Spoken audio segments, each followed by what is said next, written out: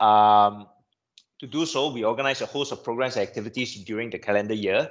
And then by participating in these events, right, we hope that students, you all will gain entrepreneurship skill sets and mindset, right? So that opportunities beyond RP can open up for you. So for example, right, students, they may want to become their own boss eventually, or students, you want to have the opportunity to work in a startup, or students, you all may want to enter NUS, because NUS has this discretionary admission program where they look at your entrepreneurship achievement in RP. So to achieve your aspirations, our office is here to support, right, your entrepreneurship journey. So one of the very basic ways that we try to get you started, right, is through our entrepreneurship talk series, right, where we are today with RP alumni Yichen to share about his personal journey in entrepreneurship, right, building his startup Magic Tree from a simple carpentry business to a preferred full-fledged design and build company. So in this, really, it's an informal session, right? As you get to hear from your senior, Yichen, who has been through what you're going through right now in RP. And then after that, right, as he's talking, maybe think of some questions you may have to ask him, right? Because we have a 15-20 minute segment for Q&A later. So have a thought about that as he's speaking. We will also be taking a group photo. We'll also be taking a group photo towards the end, right? So students, please be prepared to turn on your cameras later on towards the end. And just to share, I think one of the reasons why we invited Yichen here specifically, right? It's due to him being an alumni, right? And his experience in selling his own design and his product to his customers. So I think it's similar to what you're developing now and whatever you're 3D printed, and then how do you speak to people to get them interested and eventually buy your creation. So I think you will hear directly from Yichen, right? His ups and his downs. So without further ado, I would like to invite Yichen over here to share with the students. Thank you. Okay, I can start now, right? Yes, please. Okay. Okay. So currently, I'm Yichen from Magic Tree Private Limited. So I started this company since 2012. So when we just started out, right, we were actually a furniture making business. Usually we outsource to carpenters to do our thing. But after that, we realized that it's better to do it in-house. So we have our in-house carpentry workshop. I mean, that's not the point now. Okay, so for a start, right, what we were selling, right, is to preschools. Even now, we are also dealing with preschools, and most of the preschools have seen our products. And currently, we are the preferred design and build company for Maple Bear, and we are also doing for other brands as well. Currently, we are pitching for Artemis Preschool. Currently, they have, I think, 7 centers. Okay, so right now, so what usually when I do my pitch, right, to my clients, right, usually there are a few processes I have in my mind before I go to them or before they come to me. They'll usually tell me what they want. Then so in my mind, I will go through based on these 4 processes. I will create a proposal and I'll go back to them. And based on that, usually the success rate usually quite high lah. So for my projects, usually ranges from $200,000 to $400,000. It's a full design and build. So from the start, when we start going in, right, we thought we can just sell furniture, but I mean after that we realized that's not the case. So we end up transforming ourselves into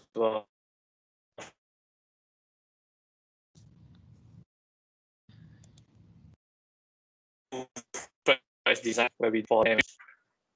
So So okay, now okay, go on to okay. So what are the processes I have? Right? Usually, what are the processes I have? Right?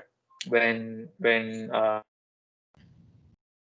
I deal with this kind of projects. Okay, so first the customer will kind of inform me what they have. They'll show me a floor plan, and then tell me, okay, I have what's the size they want. So on my side, right, what I would think through is okay. I would look through their profile. What brand are they from? What size? What scope are they looking at? That means, are they going for those budget kind of preschool, or they want something with branding involved? So usually all those small but I do not put my focus on there. So usually my focus on always on designing with branding in mind. So after that, right? After that, we'll move on to what we will create the solution for them. So in my Wilson, can I show a screenshot? Wilson, are you there? Yes, please go ahead. You can click the share button on the Okay. the I taskbar. want to share. I want to share screen. Taskbar, share screen. Where? If you scroll down, if you mouse over near the bottom of the screen, a taskbar sort of pops up. Okay. I saw. Okay. Yeah. Okay. So now, right? Okay. This is my share screen. Okay. You can see a PowerPoint, right? Yes. Okay. So usually, what I will look through, right, is first the problem, then I'll go on to solution, then execution and sealing the deal. So for problem, right, usually I'll identify who are they and why are they looking for me. So usually there are two kinds of customers. The one kind is usually looking for cheap stuff. Usually those are not my customers. Then my customers are those that are looking for those that want design and build with branding in mind. So that is my so-called problem. It's under my problem. So I'll identify who are they. So I'll move on to the next solution. So what will I be providing for them? Hey Wilson, sorry. Let me drink some water first. Yeah. No problem. sorry, because I have anxiety, so I need to pause here and there. No worries. Okay, Just an informal sorry? session. Just informal session. Just an informal session. Yeah, correct. So okay. So next, right, will be solution. Okay, so solution, right? From problem to solution, I will tie in what are they looking for. Okay. Number one, usually what they are looking for is design and build in line with their branding.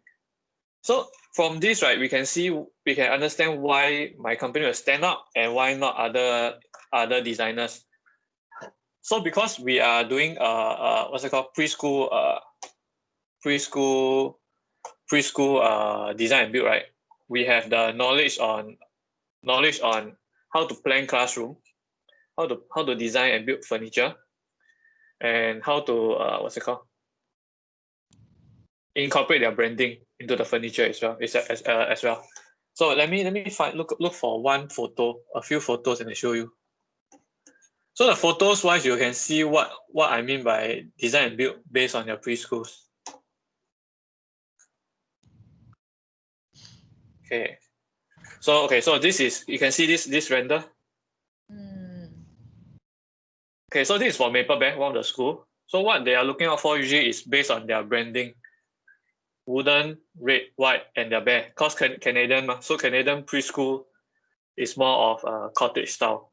So this is one of the example. You all saw the photo, right? Yeah. Okay. I show you some recent projects we had done also. It's also for Maple Bear lah. So this is a small job. So this one of the franchise from Maple Bear. So what they want, right, is something cottage style as an entrance. So we did this, and same thing lah. They quite like it lah. So currently from that job right now, that just one fencing, it became a full-fledged job, which I'm currently working on now. So I don't have the photo now lah. have some renders I can show you first. Sorry, a bit messy. I'm a very, very messy person.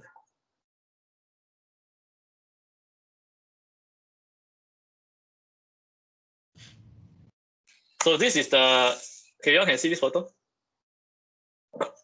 Okay, this photo, this is the latest job. What you see here is it is actual on site now. So this is just a render. So same thing, they come to me for this kind of style for maple bag.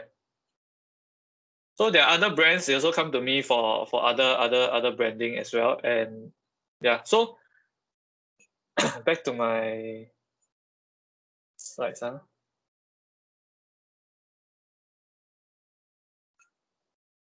So based on that, right? Okay, now I'm on the slide, right? Can you see?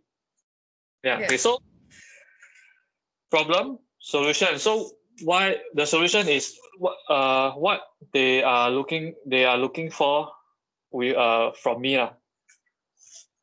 Sorry, hold on.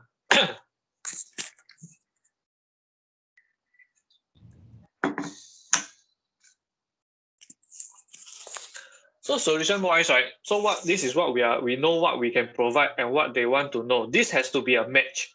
This has to be a match. You as a business owner and the service provider, right, must understand that what I'm providing, right, matches with what they are expecting, their expectation.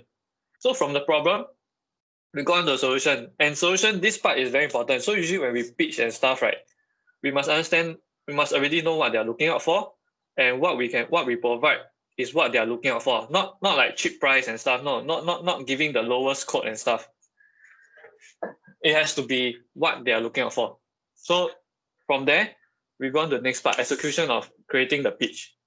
So when we prepare the sales pitch, right, we need to show what they want to see. And of course, we need to be able to do what they want to see. So when we pitch, we need to show them what they want to see.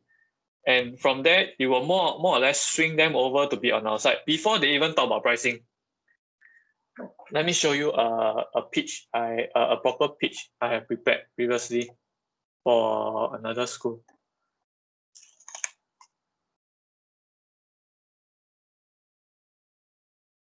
So far, so good, right? You all understand what I'm trying to say, right? Yeah. Yeah. So I'm a very, very messy person. Okay. Okay, let me share the screen now. Okay, you all see this proposal? Yeah. Okay, so this is for another maple bag. So this is what we show them. We don't show them every single thing, We show them things they want to see. The wooden style, the red, the wood, and the reception.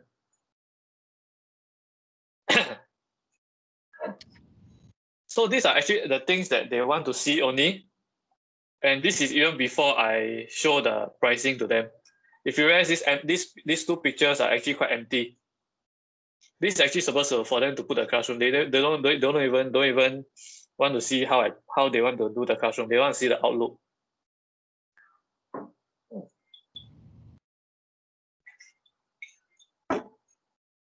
Yeah. Okay, so these are just the flooring designs for them, so that to make things interesting. Because what they want is actually the outlook, the feel of the place. Yeah. Okay, so back to the screen. So under execution wise, this is what we prepare for them. From there, we show that okay, what. Then after that, go on to sealing the deal. So how we seal the deal, right? After we pitch to them the proposal, after that we will follow up with them. Can you help me? There's a network poor quality. We experience that time to time. I think it should go away after a while. Fingers crossed. Okay, so I pause first. I think it's okay. You can carry on. We still hear you. Okay, so sealing the deal part, right, is where we bring our pitch to the customer. From there, we will hear their feedback, and also we will show them our quotation as well, our pricing. But pricing is not the main part. It's always not the main part. It's always what we can provide. So what we can provide, if you realize in my slide, right, is a whole cycle. Everything links together, and it always boils down to knowing what your customer wants, always knowing what your customer wants before you even go to them. So importantly, I always do background check of their branding. I will always do background check on their branding. Then I will always look at what they are looking out for. I mean, through asking and stuff, and then of course provide what they want to see, so that it's more of like trying to convince them to use us. Yeah. So for this, right, after that, this is the 4 steps under my so-called Bible when I pitch to people, pitch to clients. So from there, jobs are thing. So let me show you another one. There's another job that is worth sharing.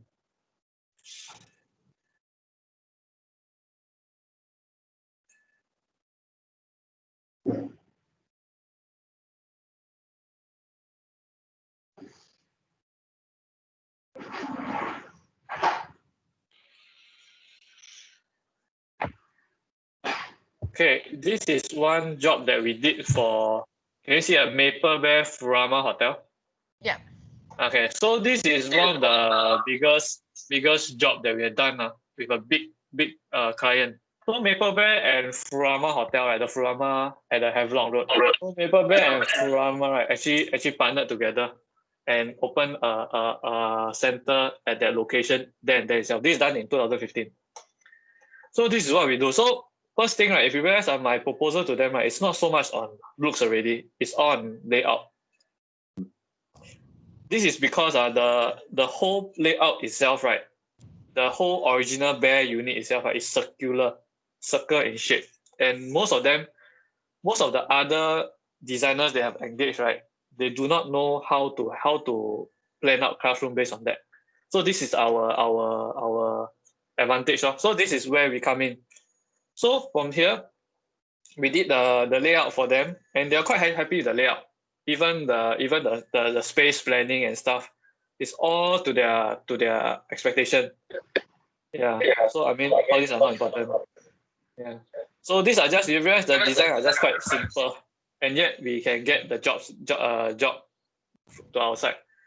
So this is actually very different from what I always pitch to other centers, but it still boils down to my principle, where we need to understand what are their problem and where we are in being able to solve that issue. So for this, the issue is actually layout planning, and we come in as the expert in the layout planning area, and from there convince them to give us a job to do.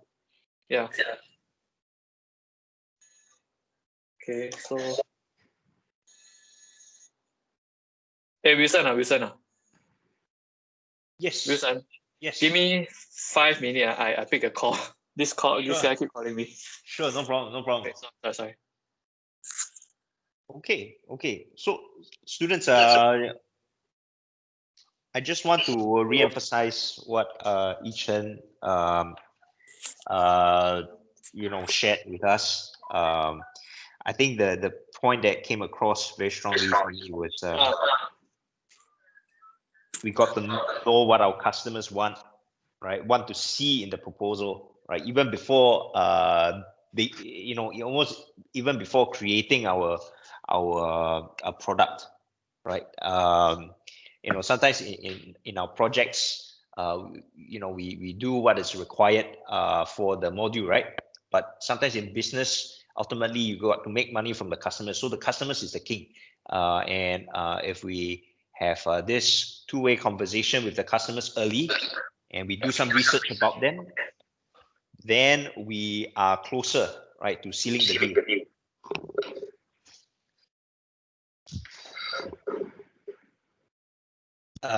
Yinting, you got any observations or comments so far? I do have some questions, but that's fine. I think we leave it to the Q&A later on. Okay. So I just want to give you a heads up. Every year, we have a RP startup competition called the iDare Entrepreneurial Challenge.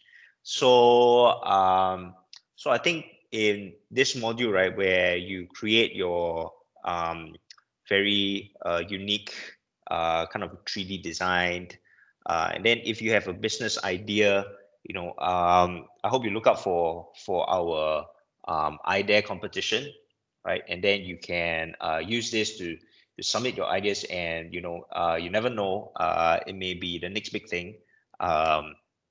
And yeah, I think Yichen is ready already. Yeah, I'm back. Okay, back to you. Okay. Where Okay. Actually, this is what I want to share. What my principle in pitching a product or a service to somebody. So the most important thing, a lot of my friends also come to me. You see, because a lot of my friends are in interior design business as well. They keep thinking, how come I'm able to do such big jobs? Well, they are always stuck in HDB, BTO, those houses. So the difference between them, I've been trying to compare my methods and their methods. So their methods are always based on, okay, I can do very nice design. I show them my nice design and I wait for them to tell me what they want for their design, and I do for them, which is not the right process. So in fact, for my side, right, usually what I'll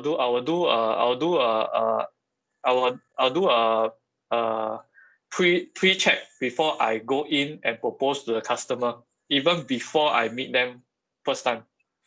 Yeah, so this is what how I'm different from other IDs. Yeah, and of course the experience from doing many of these jobs before I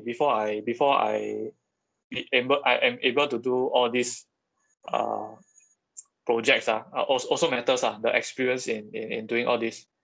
But the first job, when I got it, is also the same, based on this same principle, these 4 steps, before I secure that very first job.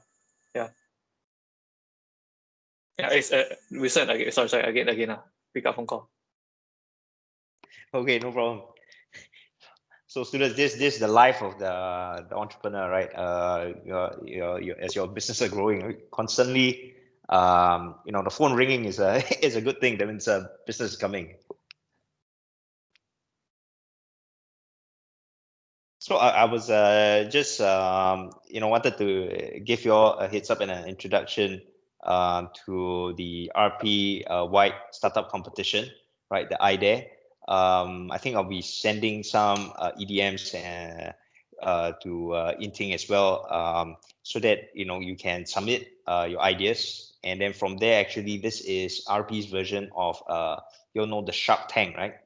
So a Shark Tank is whereby you get to pitch your product or service in front of a group of possible investors, and we have this panel, right, of venture capitalists, right, who wants to invest in student ideas. So through your project, right, through your module, right, if you have a business idea, right, we more than welcome you to submit it, so that you have a chance to pitch in front of these people, and never know, right? They could open up a lot of doors for you. Okay, Yichen, back to you again. Sorry, a lot of people calling me. Okay. Good. Yeah. Okay. I'm trying to find my pitch for Spring Singapore. I can't seem to find it.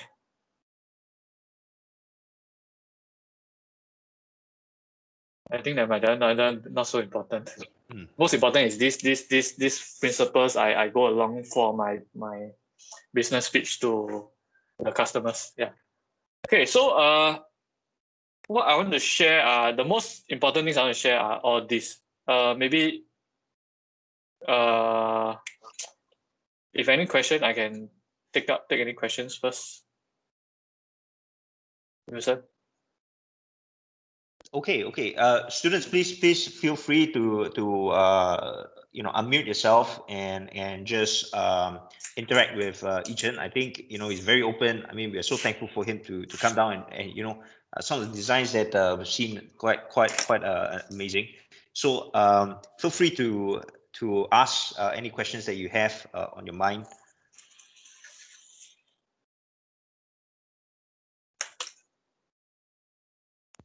I think you are you're on mute. Yeah, so students, please feel free to ask any questions, especially let's say maybe in a few years down the road, you're thinking of becoming your own boss one day or starting your own entrepreneur journey.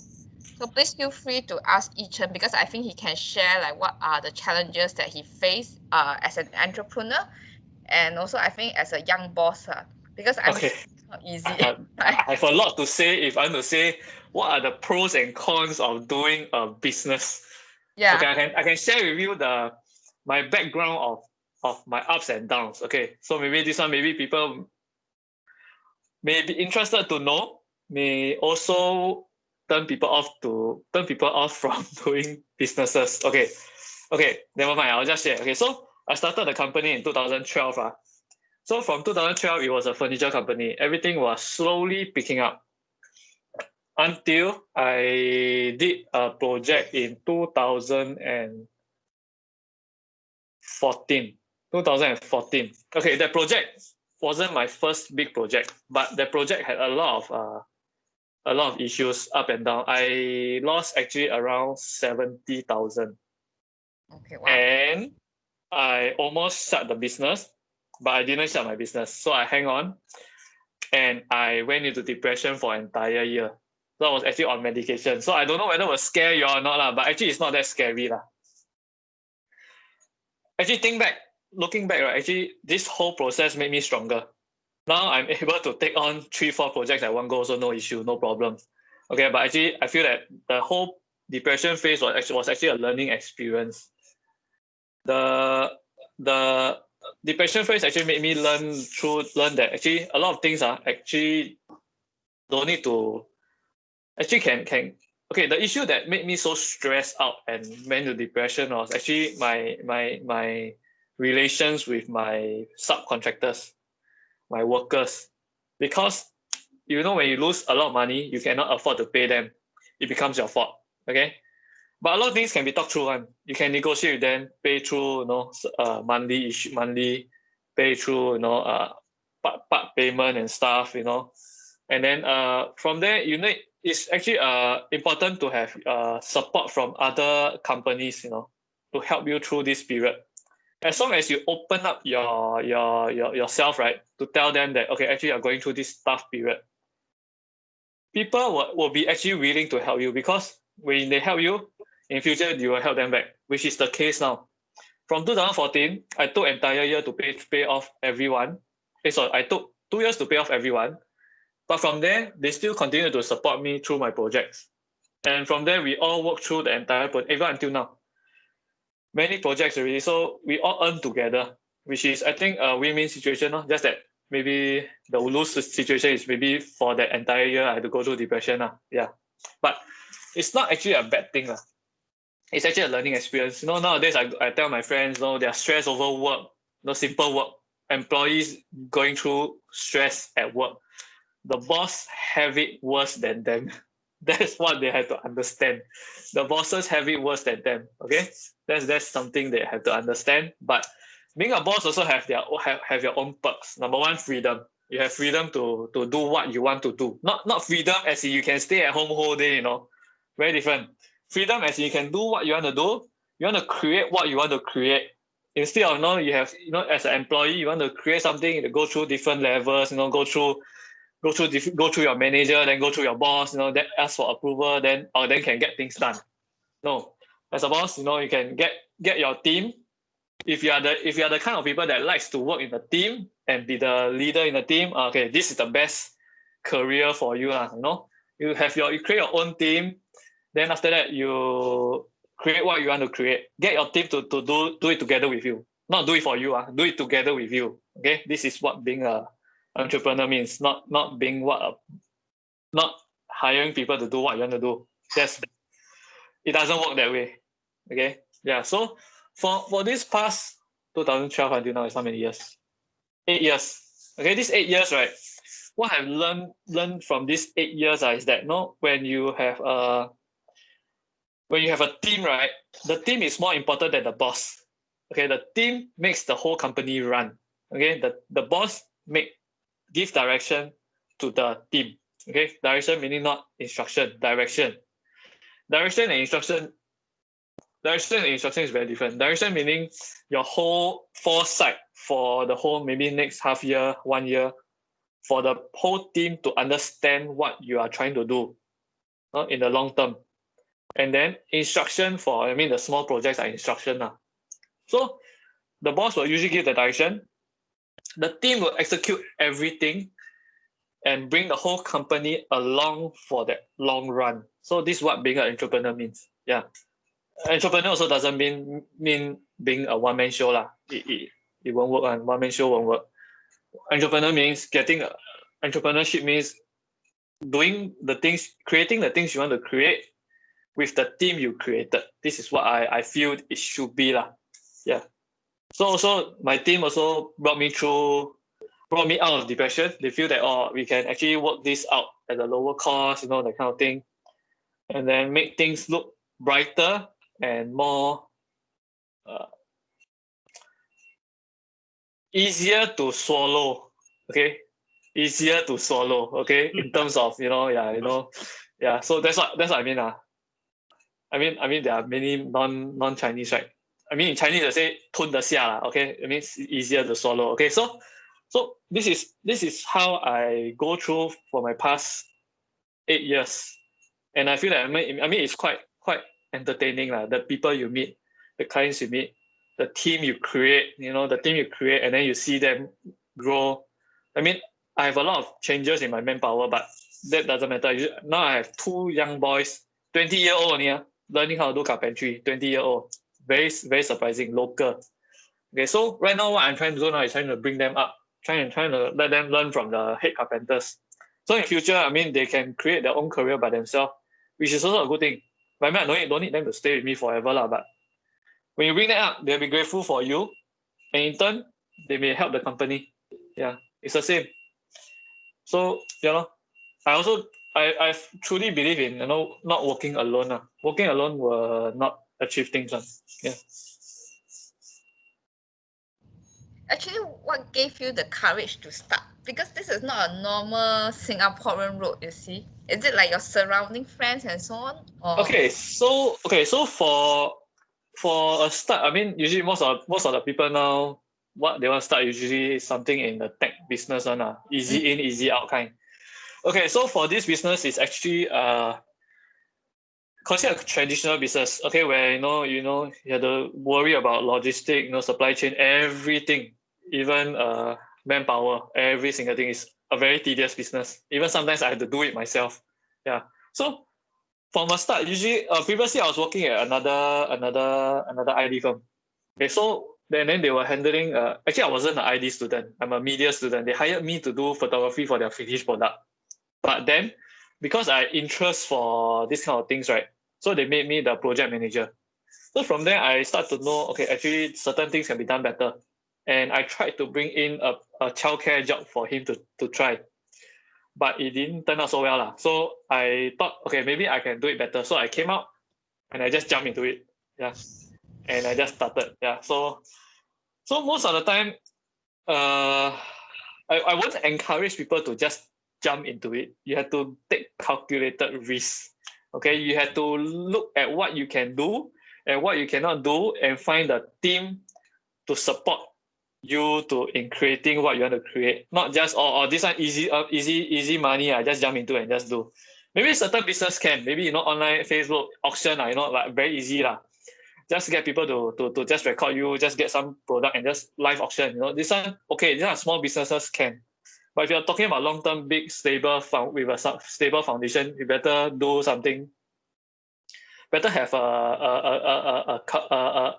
have some calculation on what risks there are. Okay, whether is it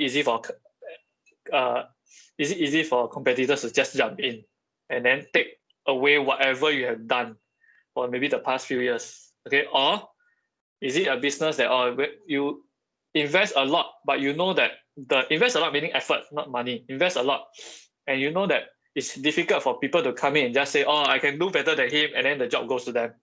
Yeah. So a lot of businesses, for example, bubble tea shops. Okay, bubble tea shops. Okay, they all run on franchise. Most of them run on franchise. So it's very easy in, very easy out. So that's the reason why a lot of people, they go in, they do it for a few years and sell to the next owner. This is another kind of business. So for that, don't look at me. I don't know how to do that. Yeah. So for this kind of strong foundation kind of business, right? Even when COVID comes, I still surviving, still can. And we are still ongoing. We are on track for another 3 more jobs. Sorry, this one is this ongoing job we just finished is a 200K job. We are on track for a next one, just confirmed 2 days ago, 250K, with a promise of a third job of 100 plus K, around there, yeah. So this kind of business, right, is you will require a strong foundation, a strong team. Yeah. So this kind of business is best to take calculated risk first. Look at your competitors, what you can provide, what can you provide that they cannot provide. This is very important. Yeah. So if say you want to start an ID firm, most of the time, from what I see, a lot of ID firms, they come out one-man show. All they can do is just houses, and that's it. Houses only. Each job maybe 30K. Yeah, that's all. Yeah.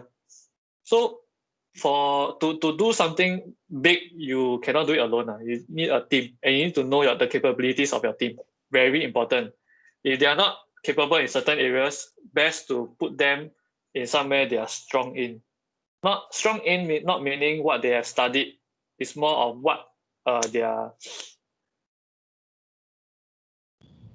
character. I feel that it's more their character, their willingness to learn, to pick up and be to support the job itself, the company roles itself. Yeah. Okay. Just want to check with you, like when you first start out, do you think that you actually make a lot of planning, or it was like you slowly transited to what you have right now? Okay, based on- transited.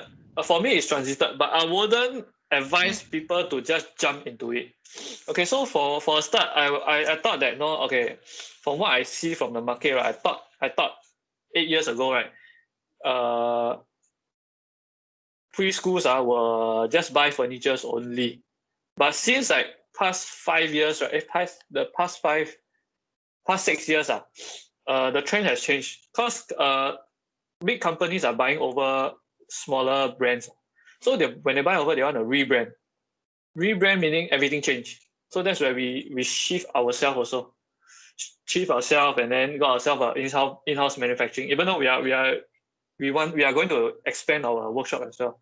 So we shift over and then we try to match up with what the industry demands, what the market demands. So at that point of time, the preschools are actually going more into branding style furniture, but branding style designs. Whole school will look of a certain brand instead of you look at a different brand, all look the same. Yeah. When I started, it was that. After that, it shifted, so I had to go along also.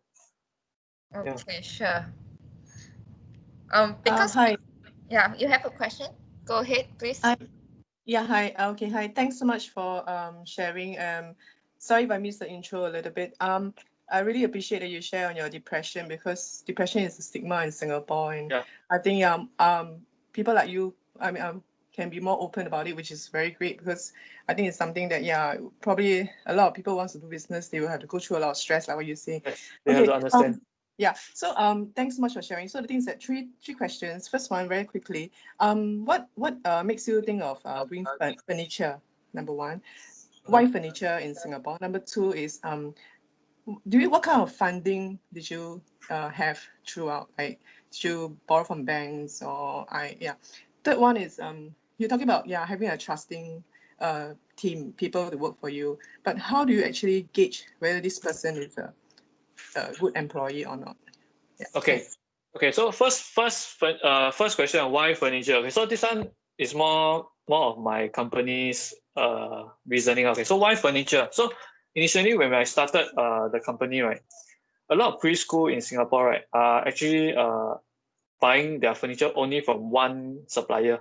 So I thought we can disrupt the market by creating something different. Because previously I have a patent for a locking system for furniture. I mean, I let it lapse already because the demand went down after for the past 3 years. Initially, it was quite okay. Let me show you that furniture system. Where's my mouse? Okay. This was in So when you were in previously- RP, right? Huh? Your design for this child lock was when you were still in RP? No, it's after that. Okay. Why? That answer disappoint you? Okay, You so want you to see the- this. Okay, you see this photo, right? Okay, if you realize, there's a locking mechanism underneath. So this is what I invented previously and patented. Okay, so we are actually able to create panels like this with interlocking panels to the panels itself through a locking mechanism. Yeah, I think I have it here. Yeah. Wait, let me look for it. Wait.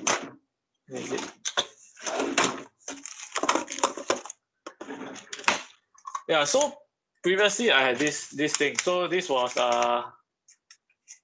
the thing I invented previously. So it's actually a locking mechanism for furniture pieces. So we had furniture pieces on one side and then furniture pieces on the other side, and then we lock them together.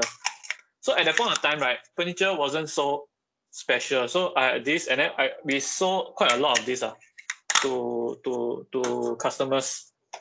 So the starting point was actually this furniture range, and it helped preschools a lot until we started to shift the entire design to make it without the lock, because it can be made redundant. So based on better measurements and stuff, which is also how we sell to customers that our furniture are actually safer and more modular for them to rearrange their classroom to their needs. Yeah. So this is the first question. Second question is about funding, right? Okay, so funding wise, right? So initially, we had I took a loan of 70K from my mom. Okay, and then we had a grant.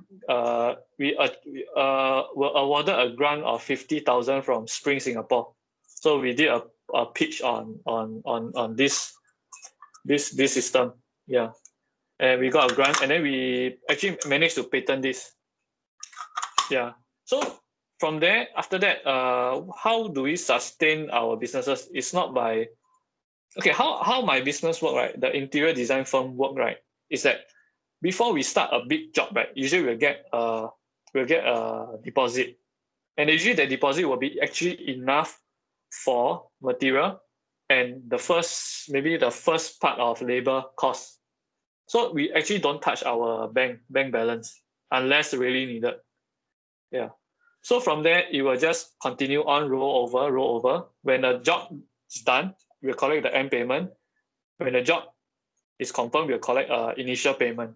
Yeah. So that's for funding. So actually, I didn't really throw in much funding into it. Not like those tech businesses where they ask for 400-500K. No, we don't need such a big cost if you know how to manage the cost properly lah. Yeah. So for the last question, right, trusting team. Okay, so trusting team, this one is actually trial and error.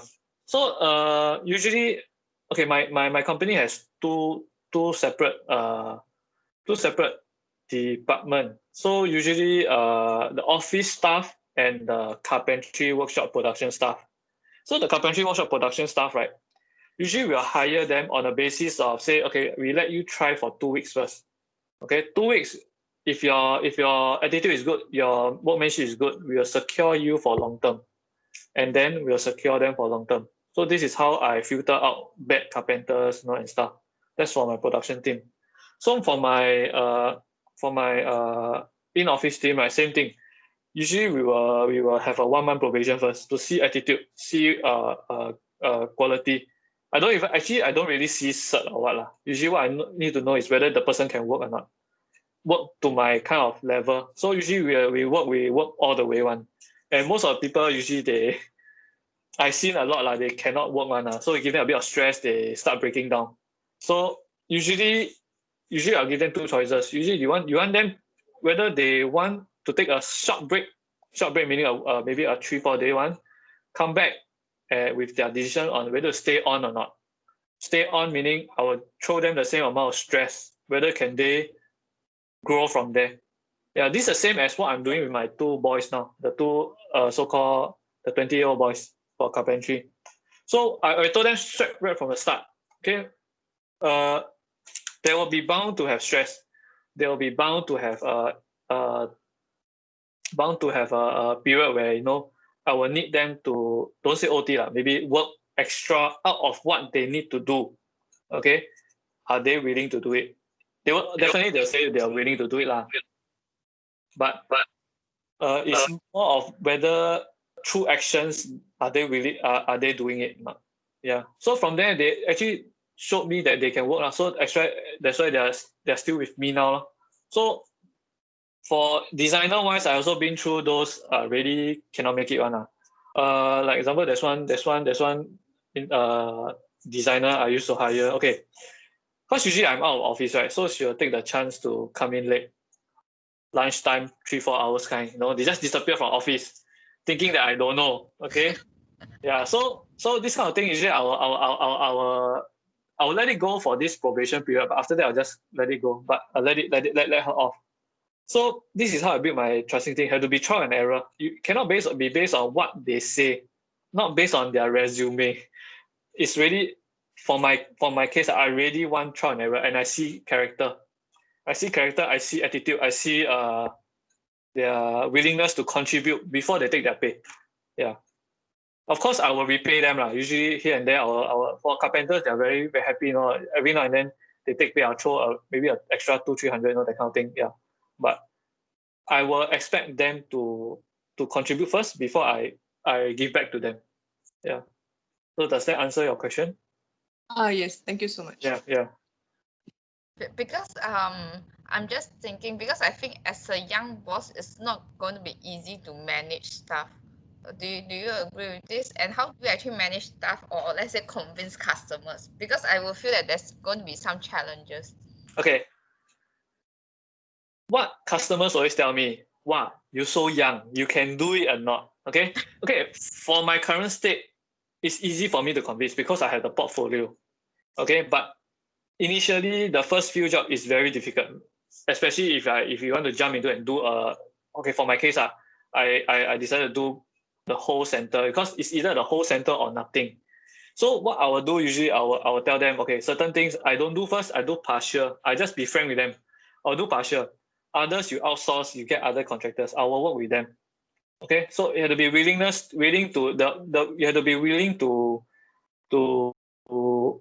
tell them that, okay, you are not experienced, but you're willing to try, but of course not at the expense of their timing, costing and stuff Have to be frank with them. So for how I start off, right, usually I'll just tell them, okay, my forte is furniture. This one I can settle it for you, no problem. But when you do the renovation, right, I will also be around to do the design, and I will manage your contractors. And then your contractors will manage their workers. So from there, I'll slowly part by part take in the experience. Yeah, so that's for myself. So what's your other question? How about staff? How do you manage your staff? Okay, staff. Yeah, because you look quite young also. Would they say something like that? Okay, so yeah. So okay, I handle people of 20 plus year old. I handle uncle 60 plus, 50 plus year old. I handle those not so old one, the 40 plus one. So most of the time, right, what you have to do, right, is actually to show them that you are not their boss. You cannot be above them. Okay, but of course you pay them salary. You cannot be above them. You have to go to their level and be willing to discuss and do certain things with them at the same at their level. So sometimes I'll get my hands dirty. They They want to carry stuff, I'll carry with them. Deliver stuff, I'll carry with them, no issue. Want me to start learn a bit of lacquering, doing some labor work just to help them, I'm willing to do it, just to make them think that, okay, this boss can trust. In return, they also won't do stupid things to me. They won't do funny things. Yeah. So I think this is very important. So a lot of people now, I've seen a lot of ID firms that they do things like what's it called? They do things like, like, okay, I hire carpenters, but I always wear very nice suit and stuff, right, just to meet clients. So I cannot be dirty, I cannot help them with the dirty work and stuff. And that's what the uncles don't really like. Actually, they don't really like this kind of thing. So they like more, you need to know what maybe this is only for my case. So for my case, they will know, okay, what they are looking out for, they feel what concerns them the most, whether this boss can trust or not. Yeah. Yeah. Yeah, for my case, it's a bit different. So let's say, okay, let me try to put myself in another scenario where everybody is office staff. I feel the boss cannot be the first one to leave office. I feel. Okay. Yeah, that's what I feel. Yeah. Okay. Yeah. I mean, there's certain. Yeah, be a good example. That's very important. I mean, physical actions like leaving office first or what. I mean, it's up to your own discretion. But if your staff is OTing all the way through the week, right, their contributions must be made known by the boss. Yeah. Very important, because either way, employees also have family, also got life one. Yeah. A lot of times, my customer ask me, "Hey, why you don't make your worker OT?" I tell them I can deliver everything, but why should I make them OT? Everybody need to go back to their own families. Yeah, this is something very important that that I always make clear, that I don't want my workers to overwork, because I mean, it's not right. It's just not right. Yeah. Yeah, thank you for the sharing. I think it's really good. I would say that as a boss, maybe it's important. Like I would say, it's actually very important to set a good role model. Yeah, then the staff can actually follow. Yeah. So do you have any more questions? Any coming from the students? Students, do you have any more questions? Right. Hi. I have a question. Yeah. My name is Farhan. Yeah. So may I know, do you have to read up more on like the MOM regulations regarding managing your workforce, as well as getting to know a bit more on the financial side of running the business? Everything definitely need to follow law. Definitely need to follow law. Okay. Okay. You can repeat the second part of the question. Very important. Second part of the question. Yeah. Like the handling of the financial aspect of the business, right? Yeah. Reporting to ACRA and so on. Right. Yeah. So how do you go about learning to do this? Okay. So first thing very important. When you set a company, right, whether it be sole proprietor or private limited, right, yearly you need to file your returns. Okay.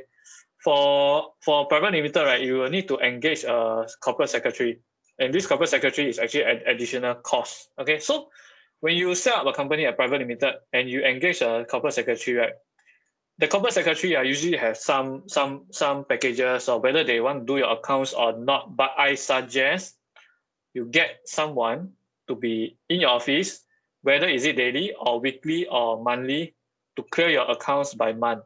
Then this whole file will pass to the corporate secretary to do submission. Yeah. So that's how I do that's how I settle the ACRA and IRAS requirements. Oh, okay, thank you. Anyone else have any more questions? Hi, sorry, it's me Yeah. again, Joanne. Okay. Yeah. I saw that you said about the locking mechanism that you have designed yourself. You said you invented it. Okay, I'm just curious. So actually, now the thing is about like you want to start your business. Do you follow your passion? Was that your passion in the first place? Because I heard that you were a media guy. So Yeah, I'm a I heard that media you guy. were actually studying. Yeah. So why do you come into designing a product? I mean, Okay. or Okay. and also, Yeah. if it's your pet, I mean, like, so do you think it's really something that you like? That's why it gives you the enthusiasm to carry on, or are you just fulfilling a need that you saw in the market? Okay. So as me as a person, right, I like to create things. I like to make things. Okay. So I show you some of the other items I made as a side project. Yeah. Let me find it. Look for it first.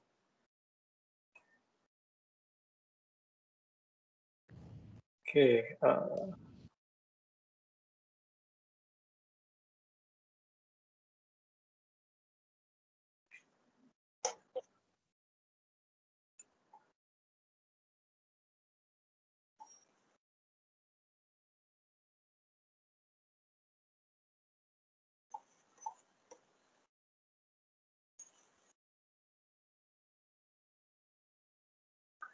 Okay, so this is something that I created. Okay, it's many boxes, right? You can see many Yeah. boxes.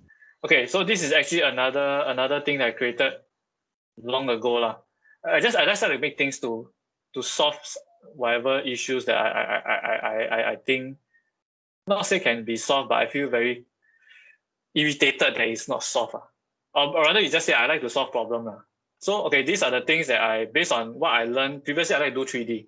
So based on 3D, I like to do I like to do I like to create products not products, items that solve whatever issues that I see. Okay, so previously, right, the locking mechanism itself, right, this thing, right, I think you cannot see. So the locking mechanism itself, right, is done because previously I see the need because my wife my then girlfriend was a preschool teacher. So she was saying certain issues were very irritating, the shelf can be like this, can be like that. So I was thinking, hey, why not do it this way, do it that way, and then that's how I came up with the lock. And I created the lock just to solve that problem, and I sold that lock through there. And then from this, I see these boxes, right? These are actually boxes that I created to house my toys. Yeah. So actually, it's a modular product itself. Don't ask me why I don't study 3D and stuff. I don't know. I don't know how to answer you. So yeah, but I like all these are self-learned, self-taught skills. So I learned how to make 3D and then create things that make my life easier. So yeah, so I think my passion is more of like creating things. So does that answer your question? Okay, where's the screen? Yes. So Yeah. that means it's like you're quite talented. I see that you have this talent in this designing. No, not talented. things. Just like to make things. And you are enjoying it. That's why you can actually and very Yeah, fortunate make a business out of it. I mean, that's great. Yeah. Thanks. Anyone have any more questions?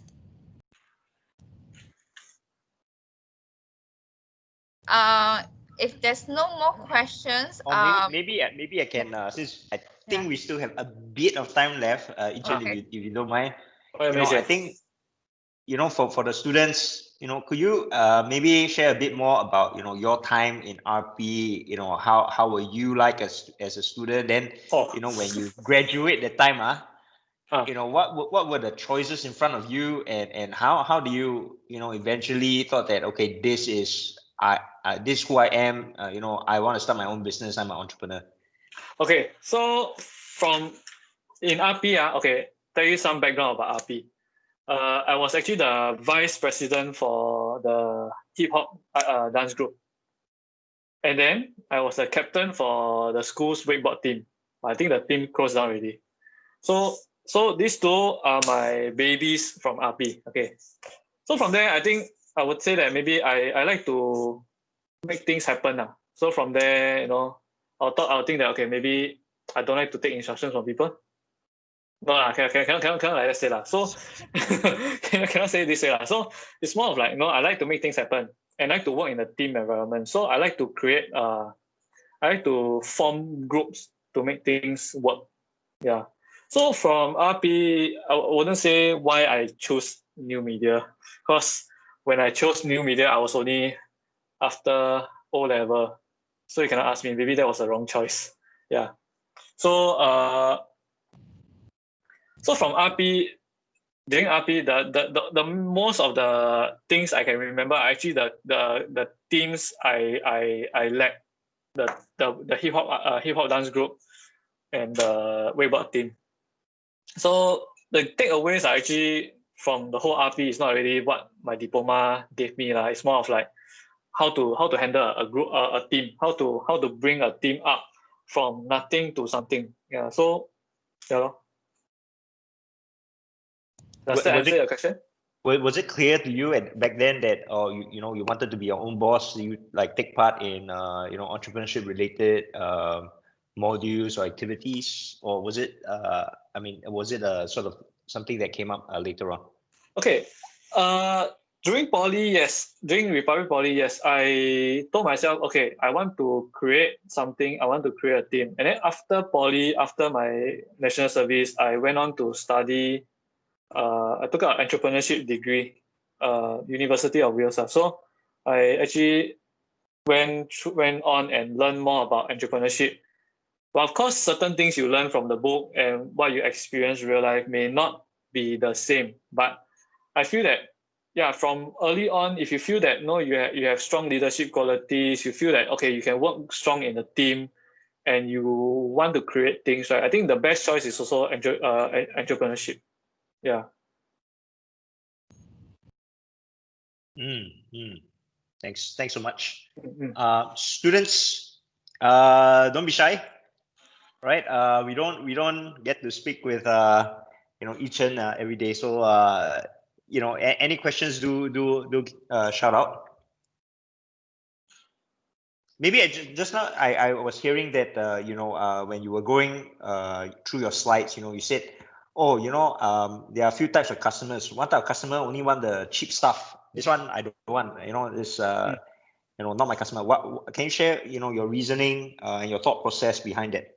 Okay, for when I first started the business, right? Yeah, every customer is important. But after that, slowly you realize, right? There are some customers, they don't say look out for the lowest quote, but they are very driven by price. Meaning, whatever you design, whatever value you create for them, right? It won't be value to them. It will be extra cost. So these are the people that I tend to tell them that, okay, what I do has design factor in it. Do you still want it? I can still code for you, but most probably you will find a cheaper code lah. That's why I tell them I'm very frank with them. So the leftover customers are always the customers that want the extra value I create for them. Yeah. Thanks for that, because when we teach entrepreneurship modules as well, one of the things that I always get from students is, my product it'll be just cheaper. It's cheaper than the market, cheaper. So I think it's a very important insight. Okay, cheap is important, but not that cheap.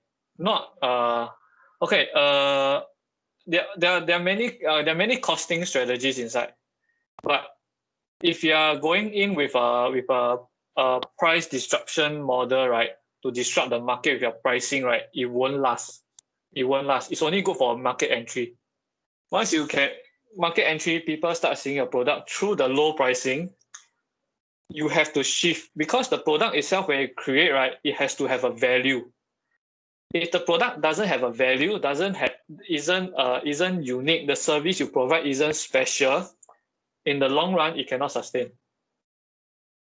So maybe costing wise is only good for market entry. So low pricing to penetrate the market, to let people know that actually this product can try.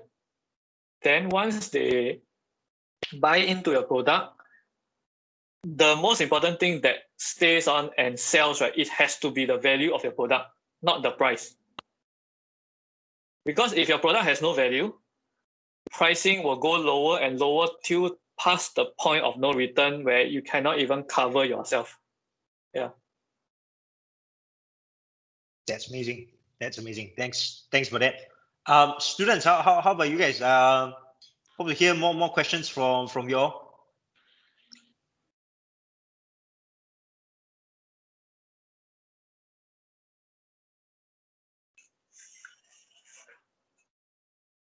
Any questions?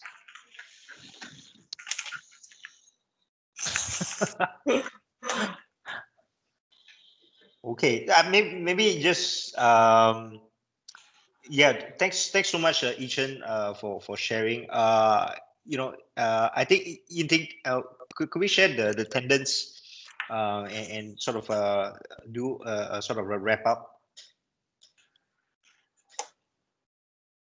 I think you're on mute. Yeah, so I think now we'll just share the attendance taking. And then you guys can key in on the attendance sheet itself. So will you be sharing or you want me to share? I can also share. Let me just open this. I think you share, please. Thank you. Okay.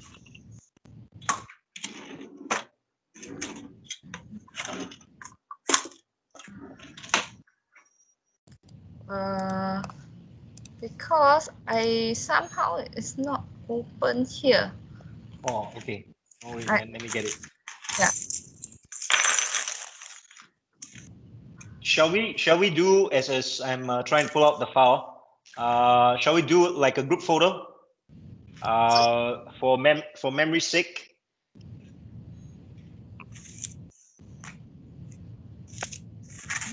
Oops.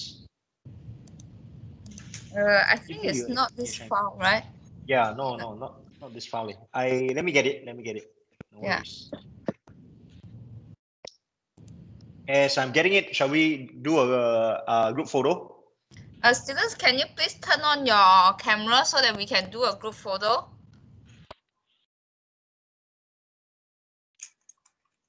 Let's turn on our cameras and let's do a group photo for memory's sake.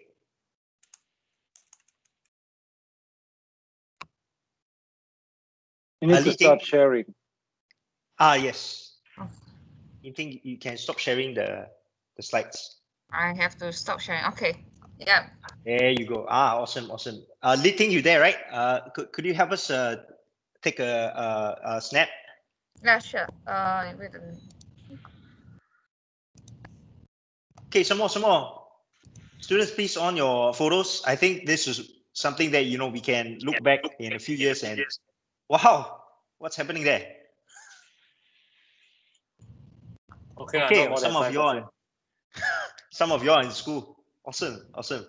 Okay, maybe on a count to of 3, and then we can all smile and take a picture. Okay, 3, 2, 1. Okay, smile. All right, Li Ting, you got the picture? Wait a minute, can you do it again? Sorry. I'm a little bit slow over here. No worries. So 3, 2, 1.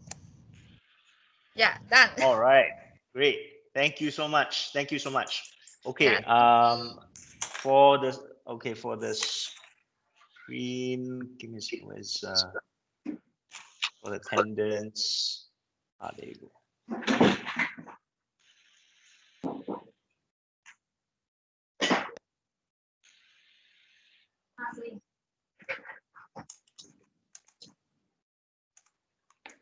Okay, I've shared my screen. You all see this? Yeah. Okay, students. Yeah, students, appreciate if you can scan the QR code. I think we need your attendance.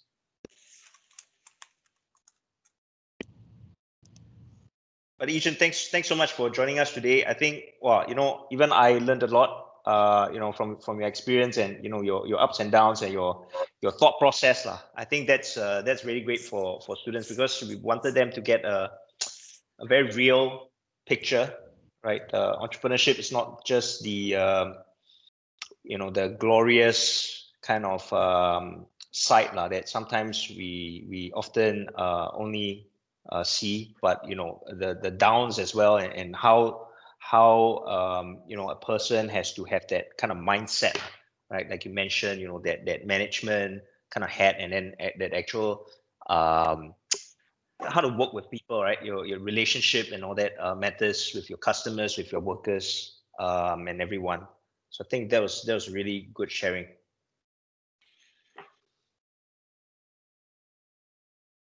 Okay, so everybody got the screenshot, managed to scan already?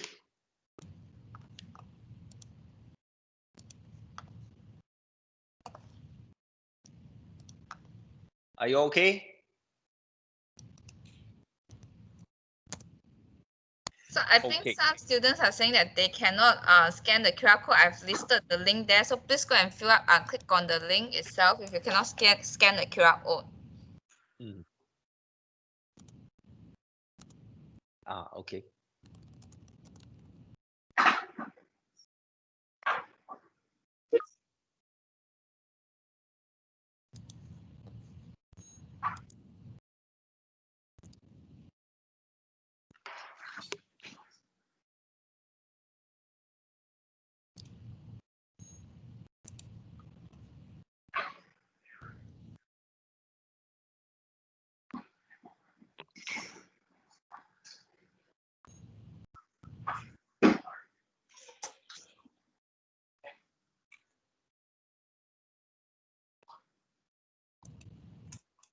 Okay, is that okay? Yichen, we sort of wrap up already? Yeah, yes. Okay. Then thanks. I shall wrap this this entrepreneurship talk now. Thanks so much for joining us. Stay tuned for we have a few more talks coming up in the calendar year, right? As well as the RP Startup Competition, IDEA Entrepreneurial Challenge. We will keep you all notified, and we welcome students to come aboard, and hopefully we'll get to see a lot more people and entrepreneurs like Yichen. All right. Thank you for the sharing, Yichen. Thank you. Thank you, everyone. Yeah. All right. Bye-bye. Bye-bye.